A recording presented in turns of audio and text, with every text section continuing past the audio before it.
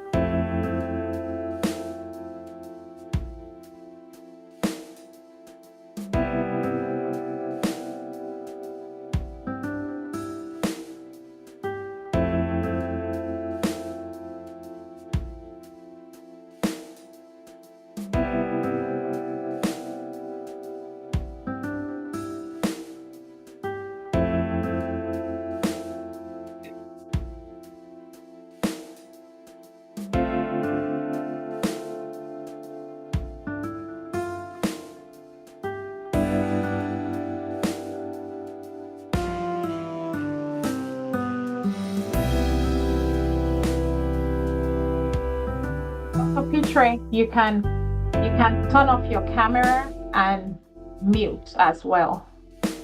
Okay. Thank you, sir. You'll be introduced for the panel discussion during the session. Okay.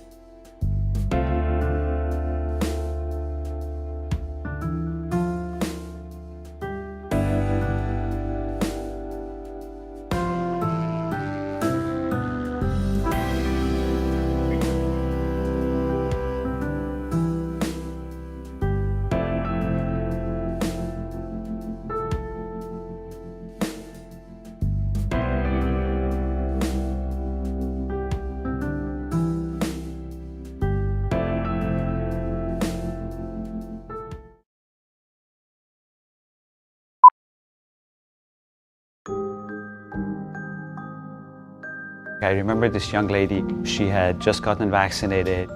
She's African American, and she goes home and she talks to her grandmother. Grandma, you need to be vaccinated. Grandma says, absolutely not. I don't trust the healthcare system. I don't trust any of these people. I'm not going to get vaccinated. The young lady says, well, Mom, the lady who vaccinated me is African American. She says, well, in that case, take me, I want to get vaccinated. The message is important, but so is the messenger.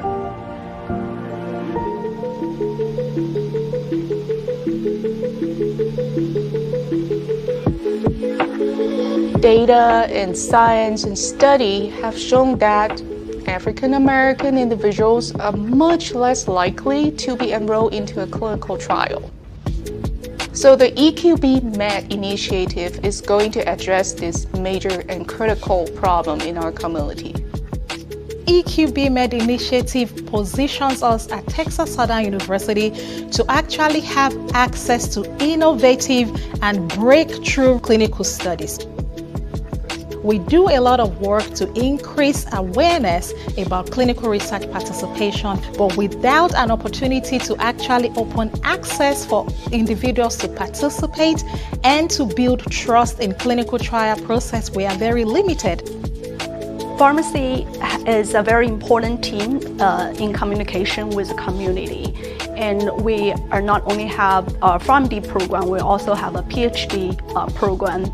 With that, we have more outreach to the community. We are the #1 producers of African American pharmacists in the state of Texas. Pharmacists are a significant part of the healthcare team. They're able to immunize patients. They're able to help them in a variety of health settings per se. TSU had the RCMI support back in 1980s, especially in terms of research infrastructure. So the students and scientists can conduct most cutting-edge research, especially in the area of drug discovery and development.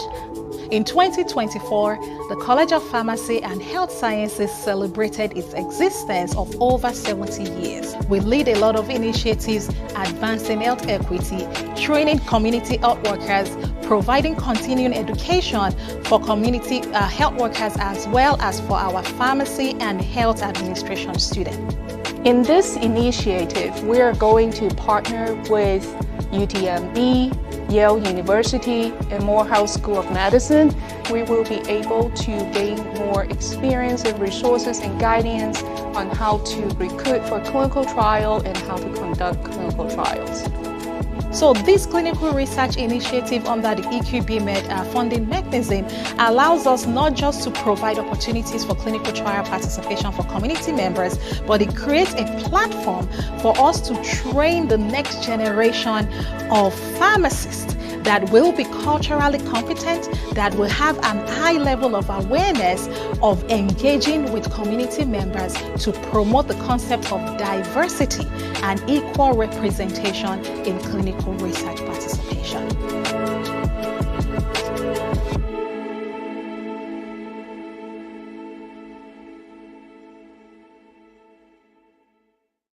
Hello, my name is Veronica Ajawale Mwema. I am a professor of pharmacy practice here at Texas Southern University, where I also have the privilege to serve as the Assistant Vice President for Clinical Translational Research and Community Engagement. I am the founding director for the TSU Health Mobile Unit Initiative, and I am very excited to share this initiative with you. The TSU Mobile Health Unit is a 40-foot fully equipped, wheelchair-accessible, telehealth-ready mobile unit with a screening mammogram room, clinical services room, and a community engagement room. There is an expandable awning on both sides of the TSU Mobile Health Unit with a large screen outdoor TV on the outside panel for community education. This allows us to engage with community members outdoors while also providing various clinical services inside the unit. The back panel of our mobile unit allows us to highlight our different programs and sponsors. We are extremely delighted to share that the TSU Mobile Health Unit has capacity to bring cancer screening and health services directly to you in the community. The community engagement room in our mobile health unit provides a private space for patient check-in as well as community engagement activities. This room also features a TV screen that allows our community members to view educational programs while waiting to receive clinical services. Our wheelchair-accessible mammogram suite is equipped with a state-of-the-art mammogram equipment, allowing us to offer high-quality 3D screening mammograms in the community.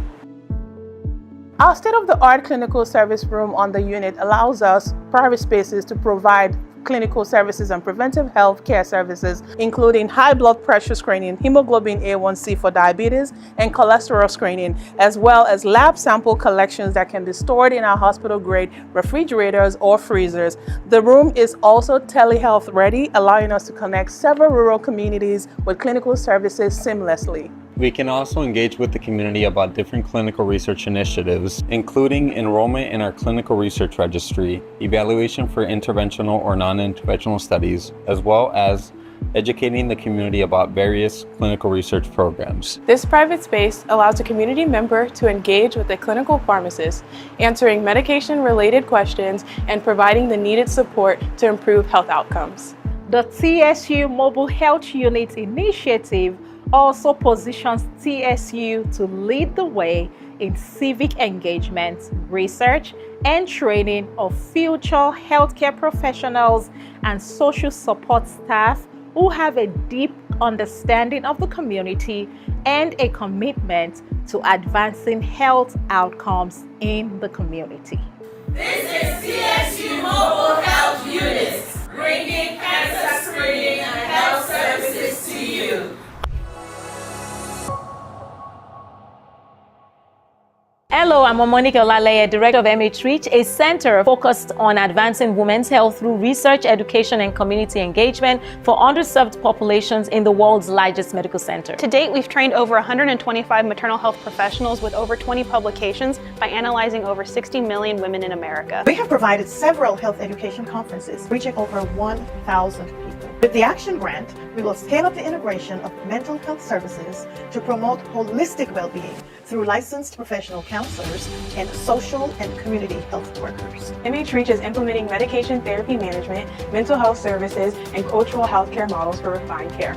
We focus on improving health among underserved minority women during prenatal, pregnancy, and postpartum. Our innovative approach uses advanced biomedical and epidemiological tools focused on community-driven solutions and strategic partnerships for transformative change in women. Using advanced AI tools and development of Women Health Toolkit, we lead maternal health research, reduce disparity, and ensure quality healthcare in the region. We empower women, healthcare professionals, and families through community and global health education and advocacy. Through culturally responsive training, we are increasing the maternal health pipeline and workforce and creating sustainable models for global impact. Together we create systemic, national, and global change. Transform maternal health, improve women's health, and advance health equity. and ensure that every mother not only survives but thrives.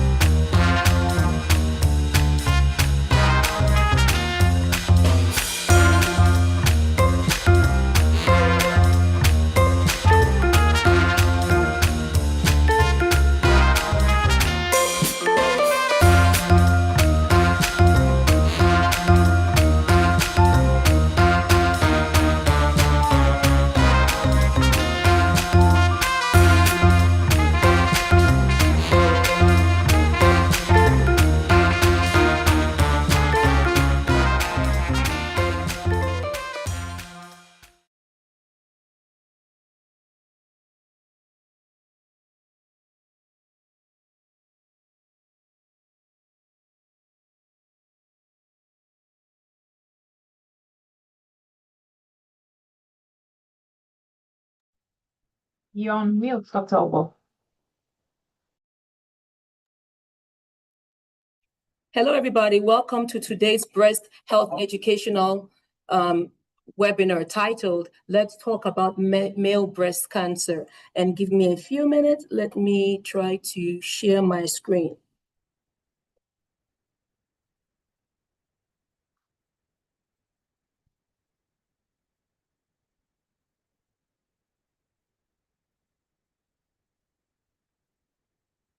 Sorry about the technical difficulties.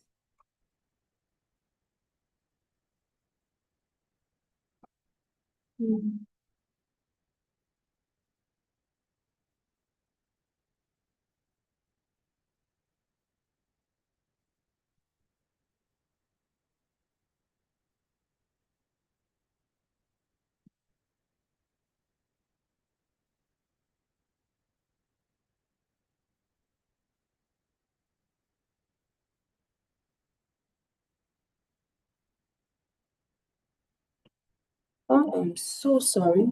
I'm not sure why my screen is not showing as PowerPoint.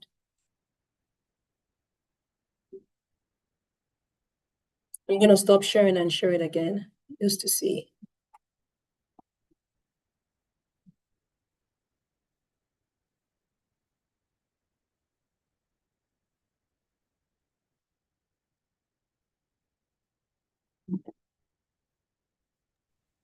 Dr. Wu, I can move the slides along for you. All right, I'm thank you very sharing right much. now. Sure. All right, thank you so much. Thank you. So you're welcome again to today's webinar education titled Let's Talk About Male Breast Cancer. Thank you. Next slide. And just a brief review of who we are and what we do. Again, our center's name is called Breast Cancer Screening and Prevention Center, and we are privileged to provide a few services, and they include breast cancer screening and diagnostics, patient navigation and barrier reduction, and breast cancer awareness and education. Under our principal investigator, Dr. Veronica Ajewole Mwema, we're privileged to have in the past 3 years received $1 million from CPRIT, which is the Cancer Prevention Institute of Texas, from the years 2021 to 2024, servicing 5 counties initially. Now we've expanded with the $2 million grant we just got renewed this July 2025 to 4 other counties. And the counties include Harris, Grimes, Matagorda, Walker, Wharton, Brazoria, Galveston, Polk, and Trinity. We provide screening mammogram services, and thankfully we have been able to screen over 1,600 women. We also have provided education to over 5,000 women, as well as navigation services to 5,600 women. Next slide. And this is our great team which does great work. We would not have be made possible. Of course, you see at the head here is Dr. Ajewole Mwema, who is the principal investigator as well as program director. Dr. Annalise Gonzalez is our breast medical oncologist and co-investigator, and you see myself there as co-program director. We have Dr. Duha Al-Kayad, who is also a primary care provider. Dolores, you've got who's also our care coordinator and does amazing work with both our Spanish-speaking and English-speaking patients. Alongside with her is Kiki and Lauren Hart, who also provide care coordination and program coordination services. Dr. Rodney Hunter, who you will hear from shortly, is also our co-investigator. Ms. Rosalia Guerrero is co-investigator. Laura O'Toole is our wonderful health literacy consultant that makes sure that the information we are trying to send out to you is broken down into a language that everybody can understand. Ms. Amanda Hakla is our program evaluator. Ms. Sneha George is our community health worker who also provides outreach coordination. And of course, Cassie Thompson is our administrative coordinator. Next slide.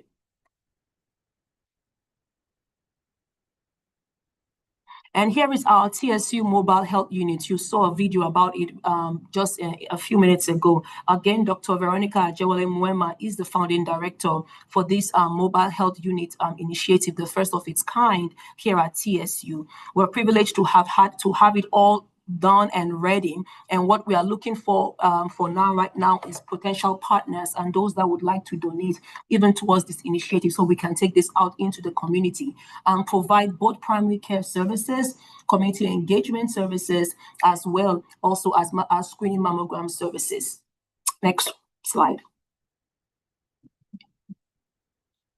And here also is our innovative community-focused clinical research program, and this was launched in May 2025. Also an initiative spearheaded by Dr. Veronica Ajewole, and also her coordinator in this program is Mr. Mark Ibarra, who has done a tremendous job with helping to set this up and launch it. Now, what is this clinical research registry? It is pretty much a type of data repository where participants are enrolled in a database or registry, and we just collect and store detailed information about you over a detailed period.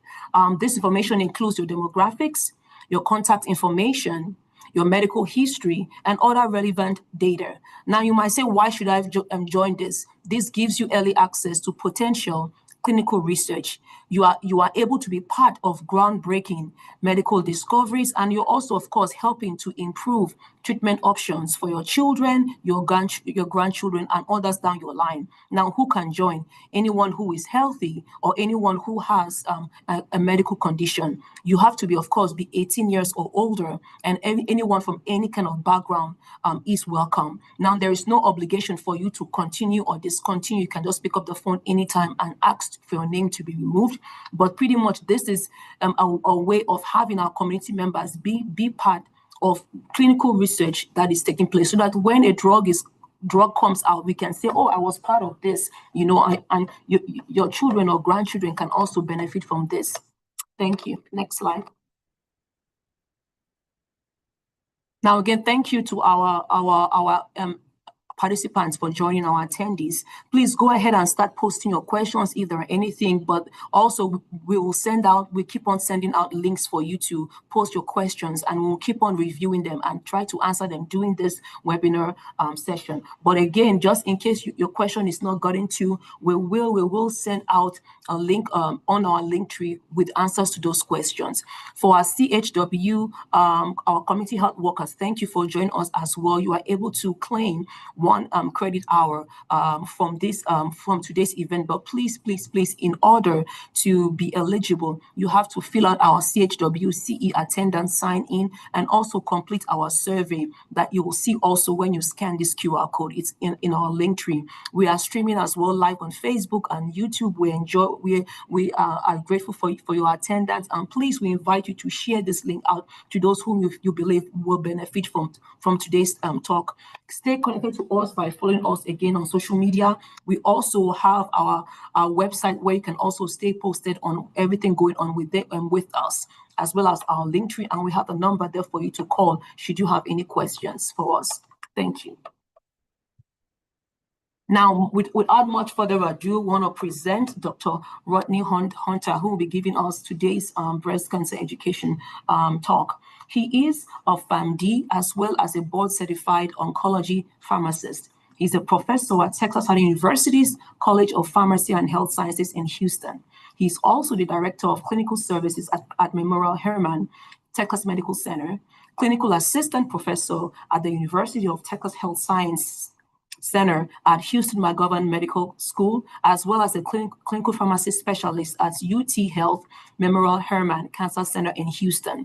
Dr. Hunter received his Doctor of Pharmacy degree here at the esteemed TSU, followed by a fellowship in oncology at the University of Texas MD Anderson Cancer Center here in Houston as well. He has led various grant-funded initiatives with funding from National Institutes of Health, and has served and currently serves as co-investigator for our CPRIT-funded TSU BCSPC program. His clinical interests include breast cancer, pharmacogenomics, and healthcare outcomes and chemotherapy dosing in special populations. His work has been published in quite a number of journals, including Pharmacotherapy, Journal of Cancer Therapy, and Pharmacy Technology. Thank you, sir. Over to you.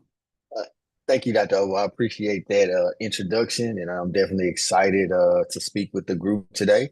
Let me share my screen.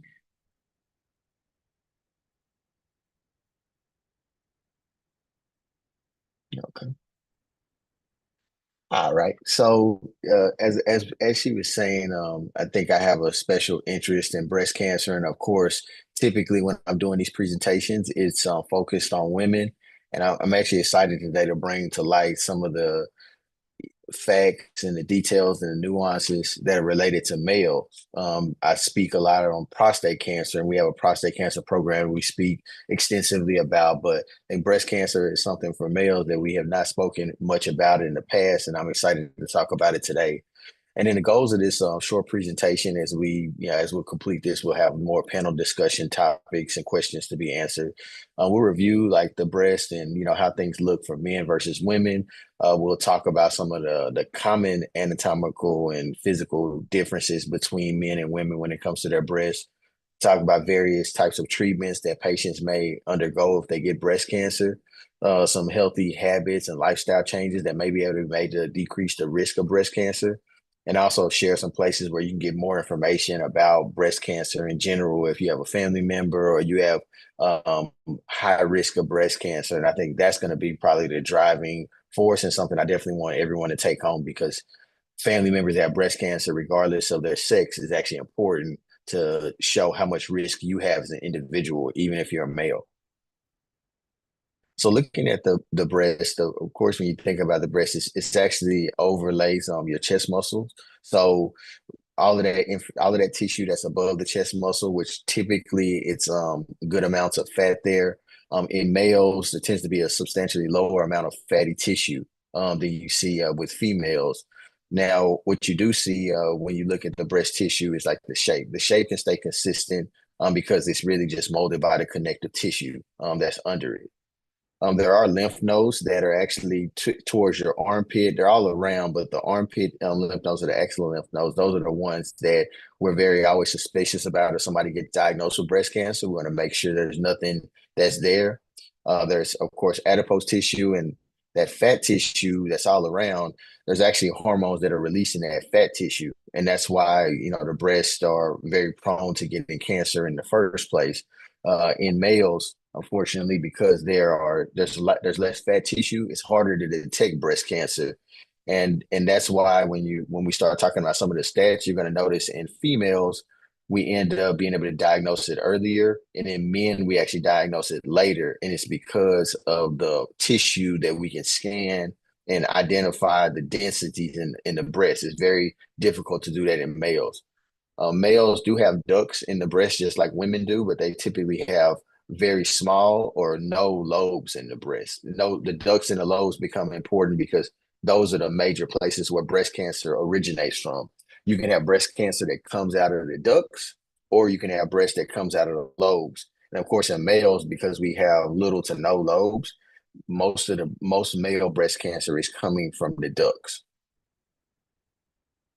So you look at the numbers, and I myself have had several male patients in my career. I usually have a couple of them, 2 or 3 of them a year here at the cancer center that I practice at. 2,800 males will be diagnosed with breast cancer in 2025 in the United States, and 510 are expected to pass away from breast cancer in 2025. And your lifetime risk is relatively low at 1 in 755. But I think the idea and what I always want to drive home is that when males get diagnosed with breast cancer, it's typically more advanced because it's not something that's regularly screened when you think about what is happening when you're going to your physicals. The physicians are typically going to be focused on things like colorectal cancer, prostate cancer, cancers that we as males get more frequently, but it is still something to hear and something to know that it is a possibility for this type of cancer, especially if you have strong family history. When you think about where the cancer starts, it's something that affects like how well we can treat it, if it's invasive versus non-invasive. And when we use those two terms, invasive is the cancer that can spread outside of the breast area. Non-invasive means it's actually limited to only that particular area and it's not going to go anywhere. We a lot of times will call these like benign tumors that we'll just remove and you can go on about your life and your business and not have to worry about things. We also do want to check like the receptors and the signals that the breast cancer is responding to. That helps us decide what treatment we want to give our patients. So some symptoms, and definitely like, these symptoms are not always as identifiable when you look at males, but still want to let you guys kind of look at them and hear about them. Lump, of course, is the first thing and the most often thing a patient can self-identify. Swelling in the breast, dimpling or puckering of the breast, skin on the breast, having changes on the skin of the breast is actually something that people don't identify with breast cancer, but inflammatory breast cancer and breast cancer that's involved with the skin, which it can be involved with the skin, it will change the appearance of the skin. So it can be a sign or a symptom of possibly cancer on the breast, just a skin change. Scaliness of the nipples, lumps or ulcers around the nipple, or the areola. These are all things that you want to identify, you want to watch out for. And, even when you look at these symptoms, they are always going to be the signal of breast cancer, but they may be a signal for another type of health problem. So you always want to follow up with your physician that takes care of you if you have any of these changes you identify.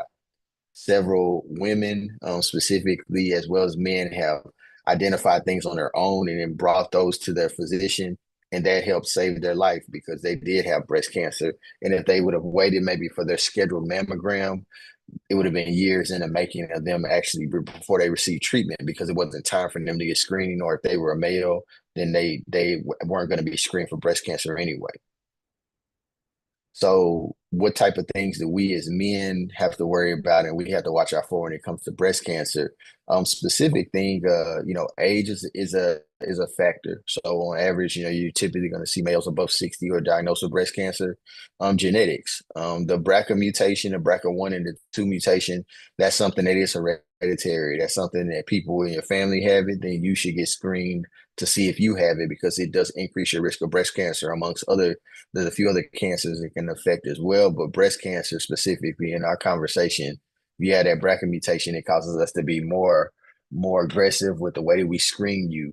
And then family history. As more and more direct relatives, whether it be a child or a sibling or a parent, have breast cancer, that increases your risk individually of having breast cancer. And so that's something else that increases the screening aggressiveness when we see somebody who has a history of breast cancer in their family. Alcohol use, estrogen treatments, those are things that increase the risk. Alcohol use is actually linked to hormone activity in breast cancer. About 70% of breast cancers, and this actually includes males or females, is driven by estrogen and progesterone. So those are two sex hormones that women have predominantly, but we as men also have these hormones circulating in our body at lower amounts. But the key is that the alcohol use can actually it's been associated with additional activity of estrogen specifically. Excessive body weight, because as we begin talking about having our conversation about breast cancer, the more adipose tissue you have, the more estrogen exposure you get. So that's something to be mindful of. And anytime there's any testicular conditions that decrease the amount of testosterone you produce, testosterone and estrogen kind of fight against each other, if you will, so they control each other and they originate that the basis of both of them is similar. So if you have decreased amount of one, it actually causes you to have some disproportionate amounts of estrogen activity, which can increase the risk of breast cancer in males. Screening mammograms and breast ultrasounds are still actually appropriate to do. And we have those abilities. Of course, you heard about our mobile mammography unit, and we do several events across the greater Houston area for breast cancer screening. I will tell you that when it comes to men specifically, the mammogram really focuses on changes in density in the breast, and that really requires you to have good amounts of adipose tissue. So when you're doing like a screening mammogram in a male, it's much tougher because it's similar to like a female that has very dense breast. It doesn't really pick up tumors as easily. So that's when you had to go to the much more, it's more expensive, but it sometimes be more sensitive. It's things like breast ultrasound. So that's another aspect and a thing to talk about with your physician, or the physician who's responsible for taking care of you. So also, when you look at the biopsies and the molecular diagnosis of breast cancer, the biopsy is always going to be a confirming diagnosis, because if we just see a tumor or a lump, that doesn't mean you have breast cancer. We need to get some of those cells out. We need to look at them. We need to study them. We need to see what kind of receptors are on those cells, and that helps us personalize your treatment plan, as well as make decisions on how aggressive we want to be with the treatment we recommend for you. So very important that once we get that diagnosis, that we get some of those cells to do some more studies on them. And these are just like the types of receptors and types of breast cancer someone can have. Like I said, hormones drive 70% of all breast cancer growth. Most people are diagnosed, they have some type of hormone exposure, and we want to know that that's present, because that helps us direct our treatment. There's also another portion of growth that goes with breast cancer called HER2, and that pathway we can check when we get some of that tissue to see if that pathway is overexpressed. And then triple negative breast cancer is the breast cancer that doesn't express any of these types of growth patterns, and so we treat that one another different way. So breast cancer in itself is treated in 4 to 6 different ways, depending on your age, your hormonal status, and your HER2 status. So it's a very complicated cancer to treat, but the great thing about it is we've done so much research to really answer a lot of the questions. And chemotherapy is definitely there. There's radiation therapy that you can use. There's surgery that you can utilize in addition to the chemotherapy and the radiation. The medical oncologist is typically the one that's going to give you your chemotherapy. They're going to be leading your chemotherapy journey, and that's actually the area that I work in. I work in the medical oncology area. So those solid tumors like breast cancer, or the hematologic tumors are like leukemias and lymphomas and those types of cancers that come out of your blood. These are the types of patients that I take care of on a daily basis. And then radiation therapy is always important to decrease the risk of recurrence, so you ensure it doesn't come back. And we look at prevention as we kind of come to an end before we get to our panel discussion. Just staying at a healthy weight when you're a male is very important. Like I said, the addition of adipose tissue increases the estrogen exposure, and that causes you to possibly have an increased risk of breast cancer, especially if you already have you have increased risk because of family history or a BRCA mutation, all of these other things that we previously discussed. Avoid or limit alcohol use. As I said, it does have some estrogenic properties when you're drinking excessive alcohol. That's been studied. And then for men who are at higher risk, I think the genetic counseling is always an important thing. Being very mindful of your changes in your body. We talked about those signs and symptoms, those skin changes, those lumps, different types of dimpling around the nipples. All of those things are signs that you maybe could have breast cancer, but if not that, then you definitely need to take a look and make sure you're being monitored and screened if there is some type of lump that has not been verified as breast cancer, but is also changing in size, or is you can feel it when you're examining your breast area. So places where that great help comes from, I think that foundationally, the American Cancer Society is the gold standard when it comes to, I think, patient-friendly information that you as a male or female or a family member can obtain. MD Anderson has great resources. Memorial Hermann, which is my home hospital, has great resources. The National Breast Cancer Foundation, as well as Susan G. Komen, are great resources for patients to draw upon when they're looking at where they can get information about different types of cancers and direction on if they are needing assistance with actual care. And we have some websites here as well. I know these slides will be shared with the group, so you can refer back to them. Of course, I said a lot of things in the past 15 to 20 minutes, so not expecting you to remember all of it. Just know that there's resources for you as a male, and that just being mindful of family history, screening, and really just knowing your body and staying very active and limiting your alcohol intake, I think, are great places to start if you want to look at like how you can reduce your risk of breast cancer as a male patient.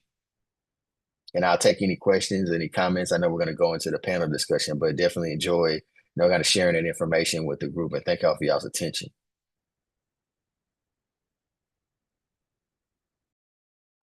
Thank you, Dr. Hunter, for that great and insightful session of education. We're going to share our screen again just to go in so I can introduce our other panelists as well for this next session of Q&As. And thank you again to all those who are here and tuned in. You left whatever you were doing to come listen to this educational webinar. Thank you so much. And we hope that it blesses you and you're able to share that information as well to others. Please feel free to post your questions in our Q&A box. I know I've answered one question from somebody today. Again, you can scan the QR code as well and go into our Linktree and fill out the survey, which is very important for us to know how we're doing, to know how we can better serve you, and to also provide feedback on the person who is sponsoring this, which is our grant partner. Thank you again. I'm going to go on next to introduce our next panelist person. Thank you. Dr. Richard Petrie is says this, that when he was informed of the diagnosis of male breast cancer in 2023, that he was very overwhelmed with disbelief. Breast cancer was something, of course, he had not associated with women. And in 2016, when he was informed that his breast cancer was stage 4 or terminal, that, confronting a reality that would test the core of his resilience, it was then he truly discovered what it meant to live with purpose. Instead of surrendering to despair, he said he became conscious. He made a conscious choice to focus on the possibilities. And his hope is that his story, it becomes one of human spirit, perseverance, and the belief that hope is always, always, always within reach. Thank you so much, Dr. Petrie. Please feel free to unmute yourself as well as turn on your video. Thank you. And the next person I'm also going to be introducing is, again, the principal investigator for our Breast Cancer Screening and Prevention Center, and the person of Dr. Veronica Ajewole Moema, who would assist in moderating this next Q&A session. Thank you so much. Awesome. Thank you very much, Dr. Obo, for that kind introduction.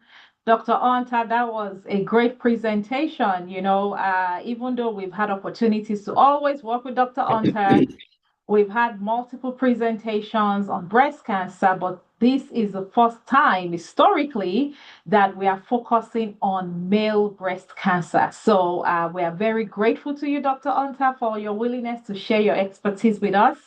And Dr. Petrie, thank you. We are grateful, for your willingness to share today with us and with the audience. Dr. Petrie, I see you are off mute, but we still do not see you on camera. I think your camera is currently turned off. If you're able to come off camera, we would love to have the opportunity to share. Okay, yes, we can see you now, Dr. Petrie. We are very, very blessed to have Dr. Petrie join us today. And if I can share a little bit of history of how we came across Dr. Petrie, when we received this $2 million award and an announcement was made on TSU campus, Dr. Petrie actually reached out to me and he was like, "Hey, Veronica, I have a story to share." I'm like, "Of course, Dr. Petrie, let's connect."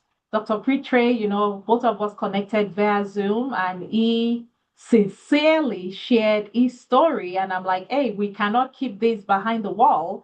We need to be able to share this with the community, because breast cancer, even though it's more prevalent among female population, we also want to be able to highlight the day-to-day impact of breast cancer among males."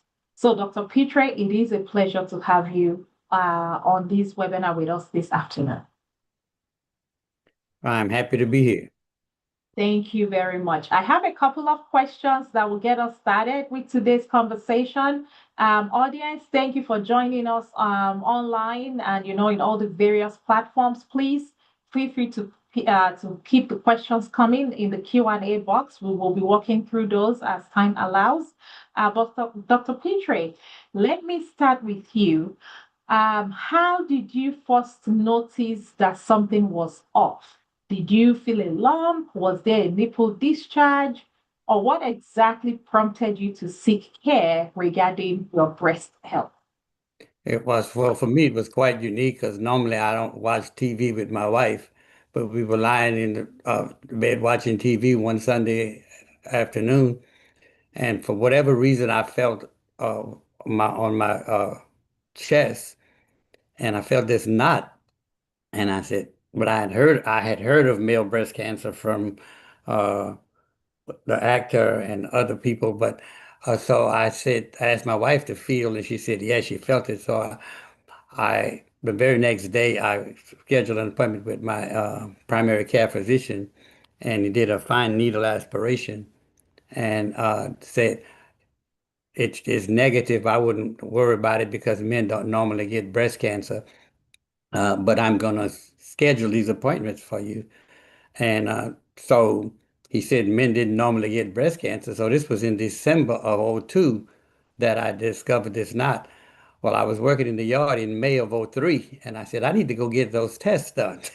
And when I went to get the test done, well, to my surprise, I discovered that there was something there.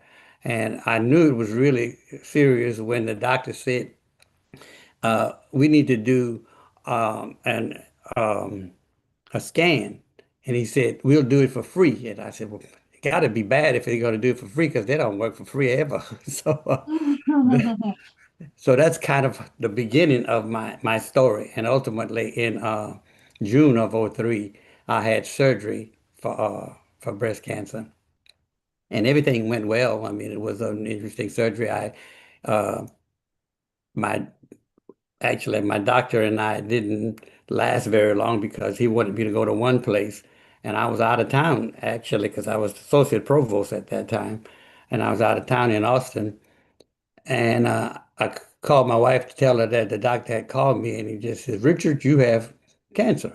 And so okay.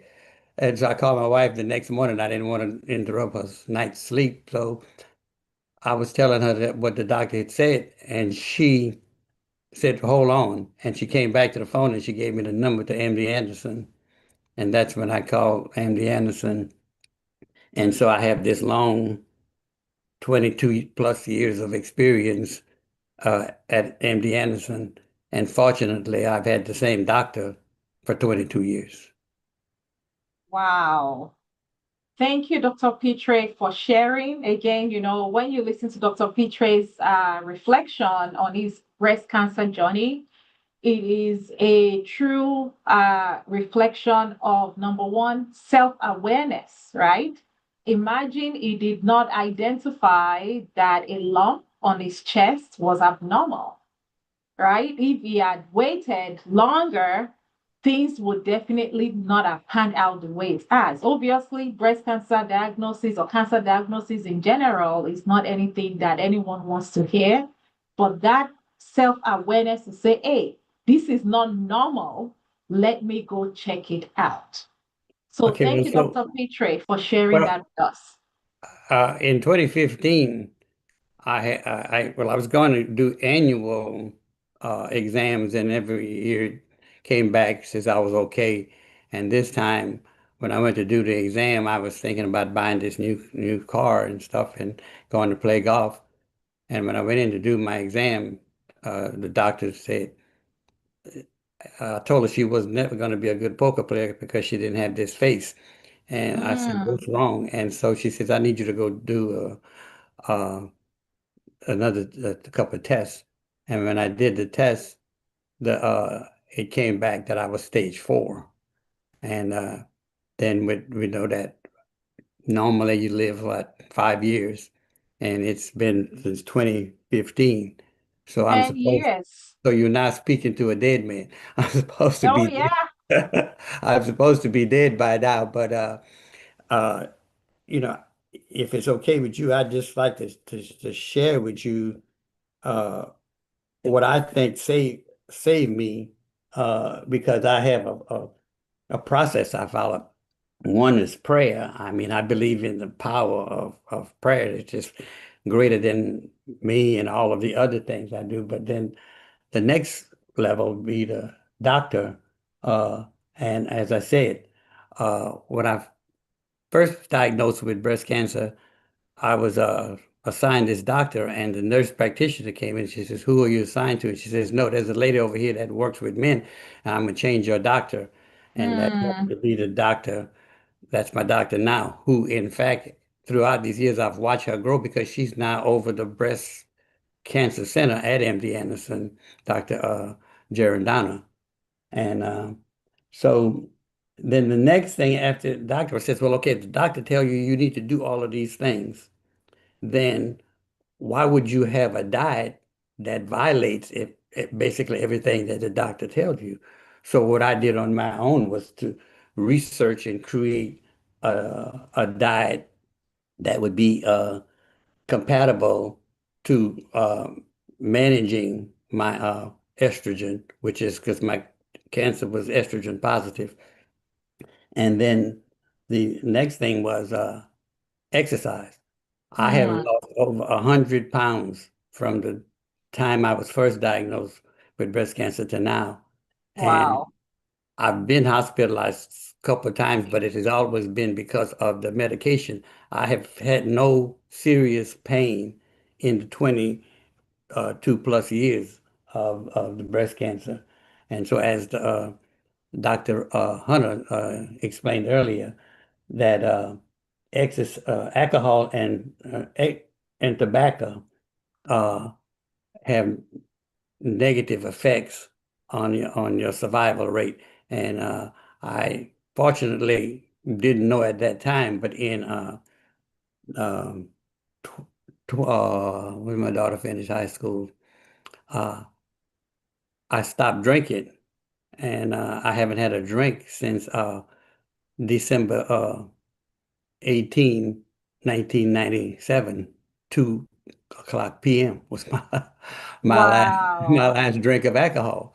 And so, and I never did smoke. So, but that's basically a short form of my story. Thank you, Dr. Pitre. I mean, again, just sitting here listening to how you had that initial diagnosis right over 22 years ago, and now a reoccurrence in 2015, which, like you said, stage 4 disease is technically considered terminal, but you're here 10 years later. And thank you for sharing the practical tips: diet, exercise, prayer. Definitely, that's a lifeline. I am a person of prayer too. And I know that God keeps us all safe and sound. And, you know, smoking, alcohol cessation, all the things that Dr. Hunter reflected on earlier. So thank you, Dr. Pitre, for sharing this.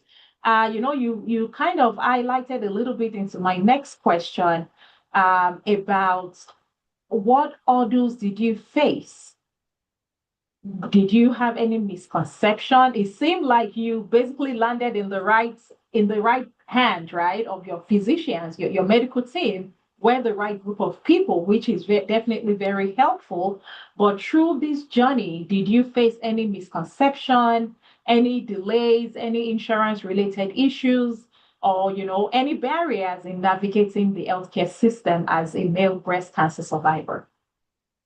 Well, I grew up on a farm, and I lived with my grandmother, so I developed a stubborn experience and attitude over life.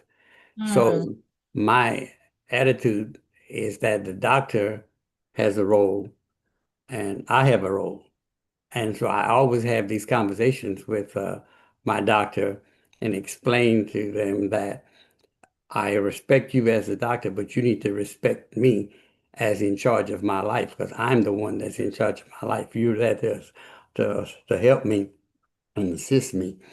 And so the one of the reasons why I'm still with this doctor is because she and I has a magnificent relationship. I mean, we honestly explain or express to each other how we really feel about something. And I know I've been on several different medications, and one medication she was going to put me on, and I said, I'm not taking that. And she said, what did you say? I said, I'm not taking that. And she says, why?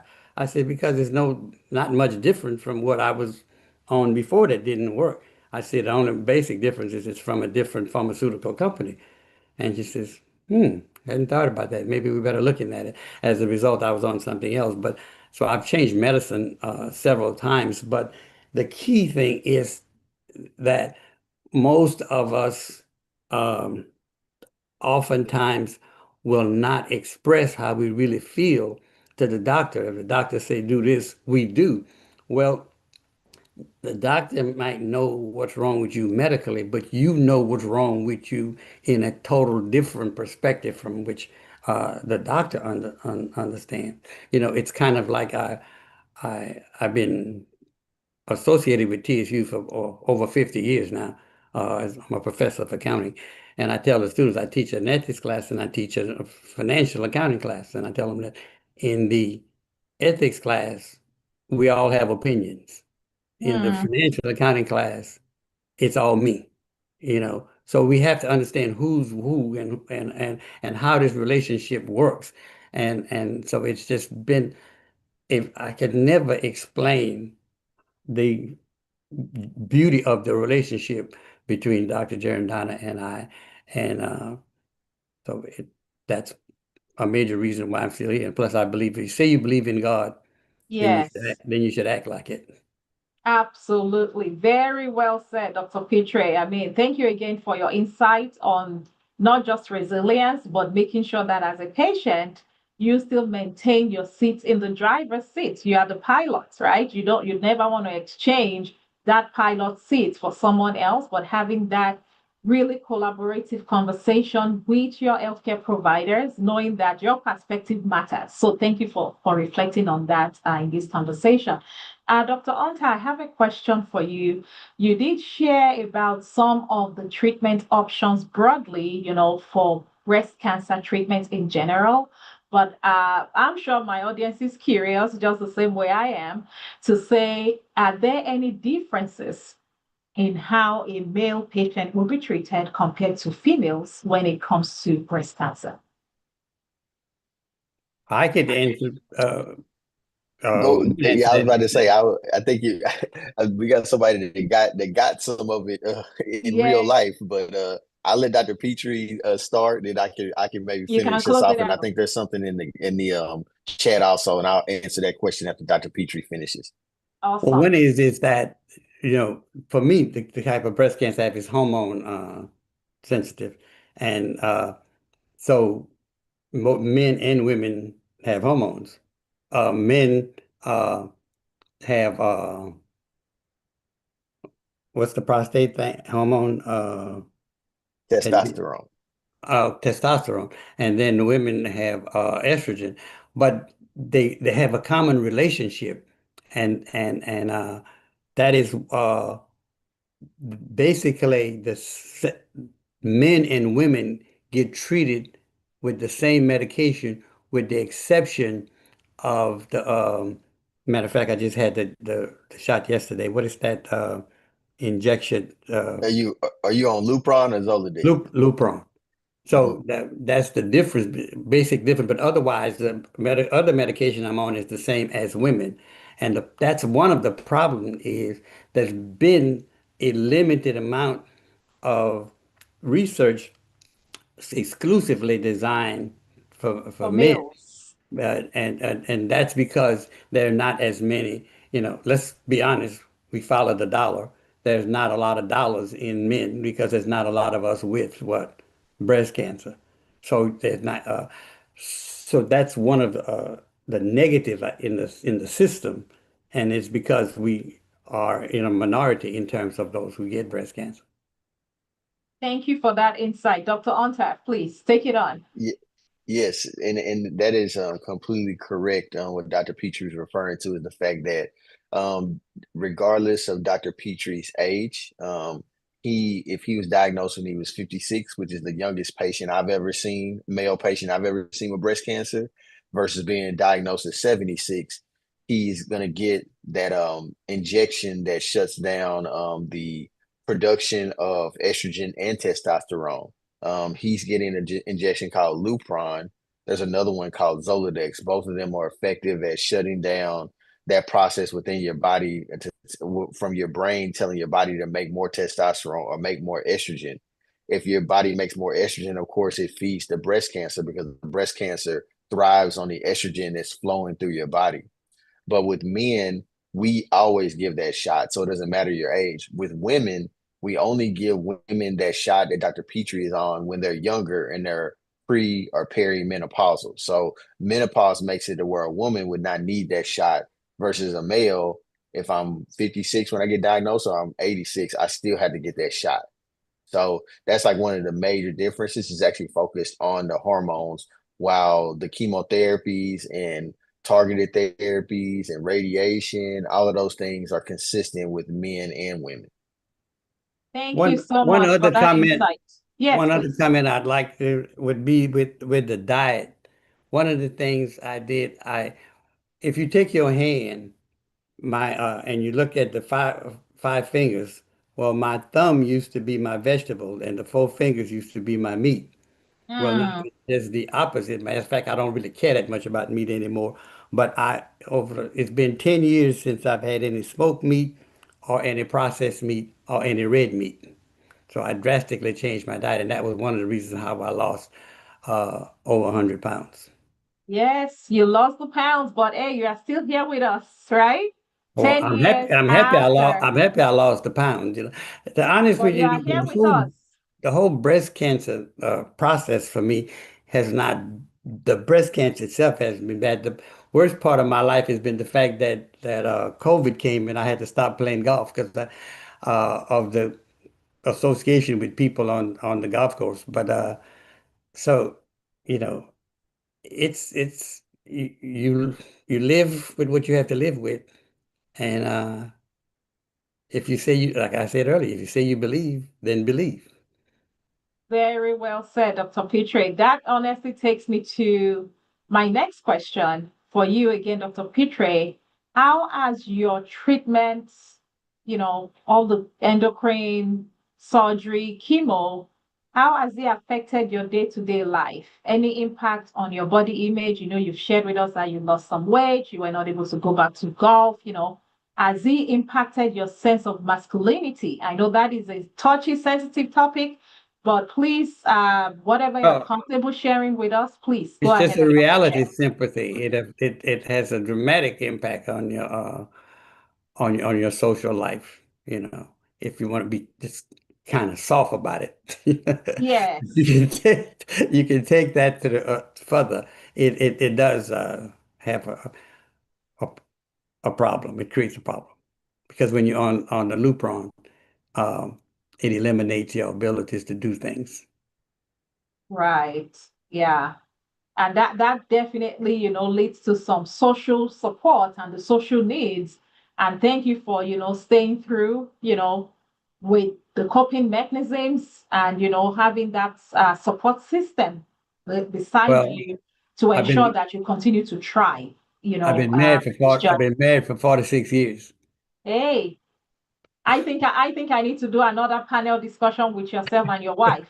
If you Well, don't I mind. don't know about all of that. Now, I said I've been married for 46 years. She probably would not agree with most of what I say, but no, it's been a wonderful life, and she's been a tremendous support in this process because what in terms of the diet, she in effect ended up changing her diet to the extent to which it uh, accommodates mine. But I also have enough sense to know that we can sometimes have different plates, so Right. it hadn't totally eliminated the things that she used to do because she still eat pork ribs. Right, right. Kudos to all the support systems out there. We love them and we always cheer them on.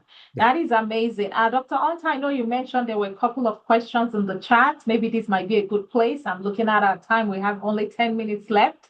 It's been a really great conversation, but I want to make sure we also make time to answer some of our audience-based questions. Dr. Onta, please. Sure. So I had answered the initial one that I got, which was about the age, and like I said, 56 is the lowest age I've ever seen of a male patient diagnosed with breast cancer. And then there was another statement about a male who had found a lump, and they did a mammogram, and they decided the lump was not cancerous, and should it still have surveillance, and they have family history of breast cancer, and I would have a strong yes for continuing to monitor. Outside of a biopsy, that's the confirmatory space to make sure something is not invasive, and if it is an abnormal lump, monitoring the size, making sure that everyone is aware of it. That's a key thing because things can get missed and do get missed. More often than you might think, especially in male patients with breast cancer. So that would be something that I would monitor personally, and I would have it monitored from an imaging perspective if I was that patient or that man. Thank you. Thank you for answering those questions. And I think I have one or two more questions for you, Dr. Hunter. You kind of segue into follow-up and survivorship, right? Because once the disease is diagnosed and, regardless of the stage, what type of survivorship should a male patient be conscious about? Dr. Pitre has openly shared his own playbook, right? He has told us about diet, exercise, alcohol, cessation, smoking avoidance and things like that. But on a more, broader scale, what will a follow-up and survivorship care look like for male patients with breast cancer? Yeah, absolutely. So, I guess to take you through the scenario start to finish when a patient will get, let's say you get diagnosed, because Dr. Petrie is actually in a unique situation where he was diagnosed at stage 4. So I'm sure that they're still following him closely, even as of today. And that's why he maybe has such an intimate relationship with his oncologist. Historically, if you do diagnose a patient early enough to where you do get a point where they are off of treatment for long periods of time, you typically are going to follow that patient after you finish all your treatments. That means your radiation, your chemotherapy, your hormonal therapy, which that in itself is going to take 5+ years to get done. That's the best case scenario. So we have some patients that stay on for as much as 10 years, but you at minimum are going to be on all of those treatments, and all of this is going to go on for 5+ years. After that, we start to monitor patients like every 3 months, usually for 1 to 2 years, and that will then increase to every 4 months for another year, and then we go out to every 6 months for a year. And by the time we monitor them for about 5 years with that more frequent monitoring, we then will do annually for the rest of their lives, actually.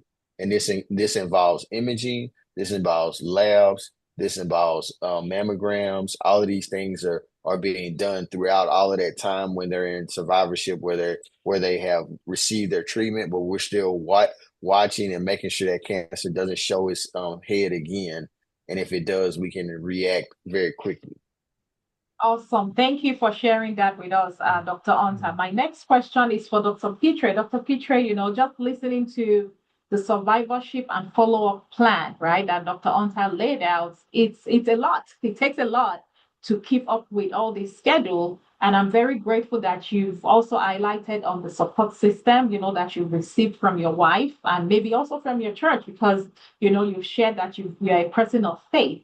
But are there any other support resources that you found, available out there, maybe online, maybe in-person counseling, peer support resources that is available specifically for male breast cancer that you will be able to share with our community today?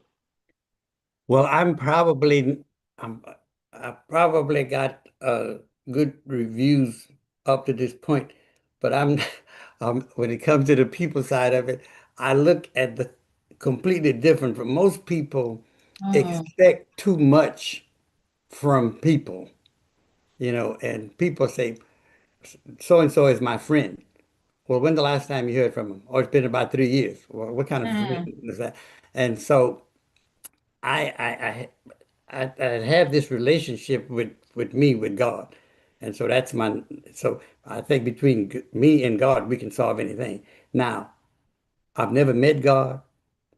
I've never had him talk to me like I'm talking to you, but I believe.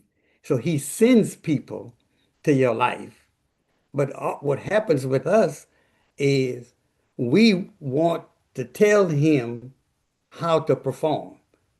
He'll send somebody to your life, but that's not who you want to come to your life. So you ignore that person. And so that's how we miss out on a lot of things that's beneficial to us in the process. So we like, I used to play golf with some guys, and we played golf every Friday. So on Thursday they call me and say, we're going to play Friday at such and such a time. We meet. And so then I don't hear from them again until next Thursday and see them that Friday. And so on and on. Well, then when I got cancer, I stopped hearing from them. Well, the normal thing for an individual is to get upset. Well, we weren't really friends. We were golf partners. And so we weren't playing golf anymore. So there wasn't any reason for them to contact me. So once I understood that, then it was easy for me to deal with why they stopped communicating with me. Then we never communicated beyond golf to start with. So a lot of times our expectations are too high for people, and stuff. So like I said, so for me, my the thing that's carried me through is like I said, my faith in God, uh, my wife, my doctor, my daughter. And we don't really, for me, and as I told you, I'm not a good person to answer that question. 'Cause for me, I don't believe that I need all these people around me. You know, Right. Hey, your perspective is very, very valuable, and it brings to the point that, the expectation, when you don't have that high expectation, it reduces your chances of getting disappointed, and you're able to, just live and keep up with the resilience and the coping skills that you've generated over time. Thank you so much. This has been an incredible conversation. I'm keeping an eye on the time. Dr. Anta, do you have one last statement, maybe 10, 15 seconds, real quickly, to share with our audience? And then one last statement from Dr. Pitre after you, Dr. Anta. Please Yeah, go most ahead. definitely. Yeah, most definitely. I think that I would just, kind of close with just echoing the sentiment of like health and how healthy you are as a man, and that being one of the top things that can help you with this particular type of cancer. Those hormones are circulating, and you don't think about hormones when you think about being overweight, but it directly is related to the amount of hormones you have circulating if you have more fat tissue. So that's something to really think about if you take anything away from today when you think about decreasing your risk of breast cancer as a male. Thank you, Dr. Anta. Dr. Pitre, any last comments? yes, I would just like to say that I echo the weight and the diet thing, because the most amazing thing that fascinates me most is, like I say, I'm I've spent 8 years as uh,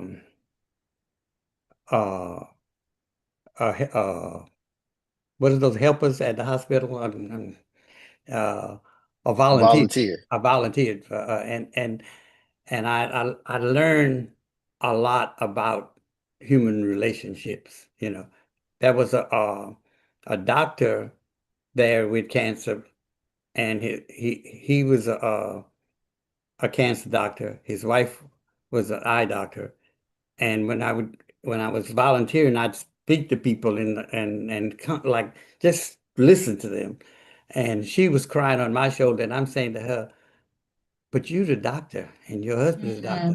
I'm just a patient." But so you'd be surprised the relationships that you can develop when you're going through a process like that. And so I speak to people about what I'm going through, not because I'm seeking any support or any cancer, but I think that that's part of what God would want me to do, to share with people on how they can go through this process.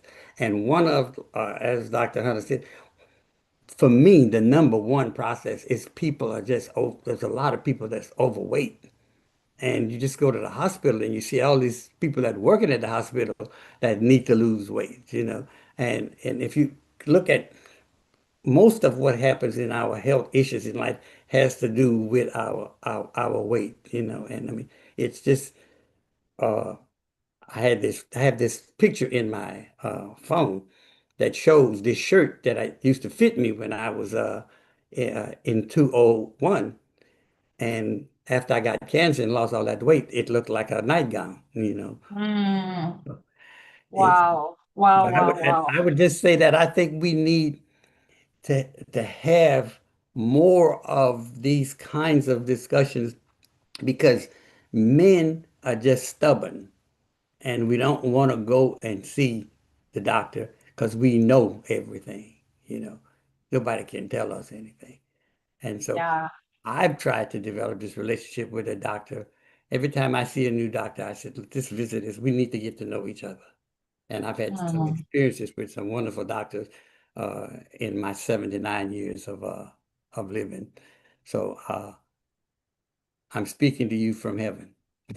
Yes, and yes, very well said, very well received. Thank you so much, Dr. Pitre, Dr. Anta, for sharing from the depth of your heart, and Dr. Pitre for sharing sincerely from your wealth of experience, your resilience, and everything you've shared today. will definitely go a long way to help us have a healthier and a better community. Because of the time, I'm going to be closing out with just a couple of announcements. Can I say one thing? That I'm available for if you ever want somebody to speak about male breast cancer, you can always call me. Absolutely, Dr. Pitre. Today's session definitely tells us we need to have more of this type of conversations. And I truly appreciate you. Thank you so much. And to all our audience and attendees, thank you again for joining us. For everyone who is a community worker that would like to receive credits, please go ahead and scan the QR code or click on the link that we've been posting intermittently in the chat box so that you can receive your credits after this. A couple of other announcements. We do have some upcoming webinars. This same time tomorrow, we will be talking about respiratory health. You can scan the QR code and you will be able to register for that. In January, by God's grace, we would have another outreach focusing on maternal and child health. This is going to be in person as well as online. Details are currently on your screen. Feel free to scan the QR code and that will take you to the link for you to pre-register. In March, we will focus now on breast cancer again, where we will talk about is screening mammogram a painful experience. This is something that we've seen an ad of. We did the same webinar last year and we had very great engagement, and we are doing part 2 of this same content where we will do our best to answer the question, is screening mammogram a painful experience? The registration is already available online. Go ahead and register for that. It's going to be a Zoom webinar as well, and CHW credits will be available for that session. Save the date, Wednesday, March 4th, 2026 from 12 to 1 p.m. by God's grace. Dr. Pitre mentioned, during his presentation about the inadequate resources and clinical research for male breast cancer. So here at Texas Southern University, we have the privilege to lead several events, one of which is on clinical research. So we will be having our clinical research and engagement conference in April 18th, 2026. Save the date. It's going to be both in person and online. Like we announced earlier, we already have our mobile unit. It's already here in Houston. If anyone is willing to support, partner with us, feel free to reach out to us, send us an email, give us a call, and we will be able to walk you through how we can, receive partnership, sponsorship, and all resources that we need to mobilize this mobile unit for its full operations. Not only do we just talk about clinical research participation, we have recently launched a clinical research registry that allows community members to participate in clinical research here at Texas Southern University. If you are interested in clinical research participation, then our clinical research registry is for you. Scan the QR code or click on the link in the chat box. That will take you to that place where you can complete the information. Or if you have questions, feel free to reach out to us and we will be happy to provide you with more information.